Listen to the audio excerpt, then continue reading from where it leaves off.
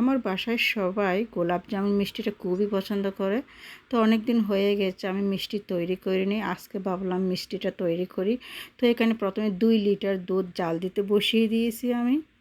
আজকের ভিডিওটা আমার একটু এলোমেলো হয়ে গিয়েছিল। আমার একটা ফোন কল এসেছিল, তার জন্য মোবাইলটা উঠাইয়া আমি ফোন কলটা ধরতে যেয়ে আমার দুধটা যে জাল দিতে বসিয়েছিলাম ওটা উতরেই পড়ে গেছিলো। তার জন্য আমি আবার নতুন করে জাল দিতে হয়েছিল। তো আমি ভিনেগার দিয়েছিলাম দুধের ছানা করার জন্য। ভিনেগার দেওয়ার পর দুধের ছানাটা তো কেটে গেল, তারপর আমি উঠিয়ে নিয়েছিলাম। এরপর আমি দিয়েছিলাম ঠান্ডা জল, যাতে এক্সট্রা ভিনেগারের যে গন্ধ থাকে ওটা যাতে চলে যায়। তারপর অন্য আরেকটি পাত্রের মধ্যে 2 কাপ পানি, 2 কাপ চিনি, 4টা এলাচি দিয়ে পানিটা জাস্ট একটা বলক আসার পর নামিয়ে রেখেছিলাম। ওটা বেশি ঘন শিরা হবে না, পাতলা শিরাই হবে।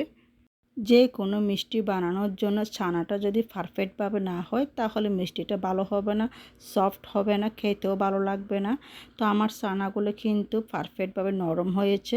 এখানে আমি 1 চামচ সুজি দিয়েছি, তারপরে 1 চামচ আমি ময়দা নিয়েছি, আর দিয়েছিলাম এখানে সামান্য করে ঘি দিয়েছি। তারপর এগুলোকে ভালো করে মেখে নিচ্ছি।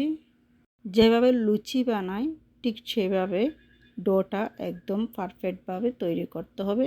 লুচির যে ডো তৈরি করা হয় ঠিক তেমনি এই যে এটাও কিন্তু আমি নরম করে মেখে একদম ডো করে সুন্দর করে রেখে দিয়েছি একটা পাশে। তারপর আমি গোল গোল করে মিষ্টির শেপ দিয়ে এগুলোকে আমি বানিয়ে নিচ্ছি। দোকানের মিষ্টির থেকে বাসার যে মিষ্টি যেগুলো বানাই ওগুলো কিন্তু খুবই মজার হয়। একদম নিজের হাতে বানানো, বাচ্চাদেরকে দিলে খুব খুশি হয়। মিষ্টিগুলো আমার রেডি হয়ে গেছে, এখন আমি এগুলোকে ভেজে নেব। তো তার জন্য প্রথমে তেল দিয়েছিলাম, ডুবো তেলের মধ্যে এগুলো ভেজে নিতে হবে। তেলটা একদমই গরম হয়নি, হালকা গরম ছিল। এর মধ্যে আমি একটা একটা করে সব দিয়ে দিছি। এখন আস্তে আস্তে করে তেলটা গরম হচ্ছে আর মিষ্টিগুলো ফুলতে থাকছে। আমি তেমন কোনো মিষ্টি বানাতে পারি না, জাস্ট ট্রাই করে বাসায় কিছু বানানোর জন্য বাচ্চাদেরকে দিতে, যখন ওদের স্কুল বন্ধ থাকে বাসার তৈরি কিছু না কিছু ওদেরকে বানিয়ে দিতে। তো আজকে ট্রাই করলাম গোলাপ জামুন মিষ্টিটা বানাতে। তো বানাতে গিয়ে আমার তো প্রথমে প্রবলেম হয়ে গিয়েছিল, দুধের যে ছানাটা তৈরি করতে গিয়ে যে কলটা আসলো তার জন্য আমার একটা সমস্যা হয়ে গেছিলো।